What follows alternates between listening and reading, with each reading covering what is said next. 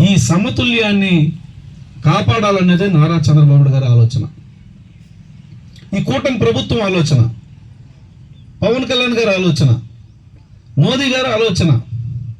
దీన్ని సక్రమంగా ఉపయోగించుకోవాలా, సక్రమమైనటువంటి పద్ధతిలో ప్రజానీకం ఉపయోగించుకుంటే మనం అందరూ అనుకుంటూ ఉంటాం, శ్రీకృష్ణదేవరాయల కాలంలో అందరూ మనం మామిడికాయలు కుప్పలు పోసి అమ్మితే అప్పుడు రాయల వారి కాలంలో బంగారు కుప్ప రాసులు పోసి అమ్మారంట.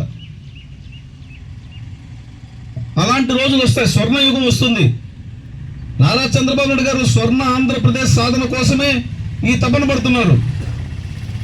మిగతా వాళ్ళు అధికారం కోరుకునేది మేము ఏమైనా చేస్తే చెల్లిపోతుందని జులుం ప్రదర్శించడానికి, మిగతా వాళ్ళు అధికారం కోరుకునేది మేమేమైనా లాక్కుని సంపద ఎనగానే కూడబెట్టుకోవాలనుకునే దానికి, మిగతా వాళ్ళ అధికారాన్ని కోరుకునేది నేను, నా బిడ్డలు, నా తరం, నా బంధువులు, వాళ్ళ తరం బతకాలి, దాన్ని ప్రజానీకం నుంచి మూట కట్టుకోవాలనుకునే దానికి.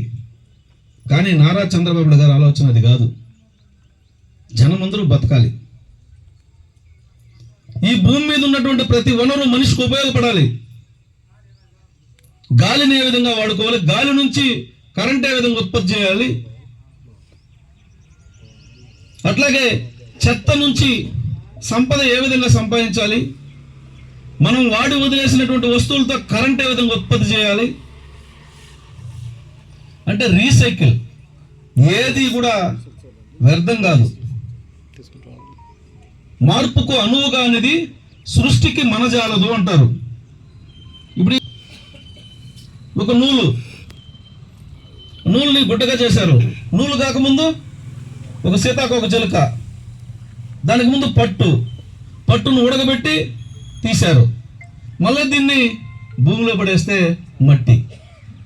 అంటే మార్పు చెందుతున్నటువంటి ప్రతి దాన్ని మనం ఉపయోగించుకోవాలి, మనకు అనుగుణంగా దాన్ని మార్చుకోవాలన్నదే నారా చంద్రబాబు గారి ఆలోచన. ఎందుకంటే ఇది పరిపాలన.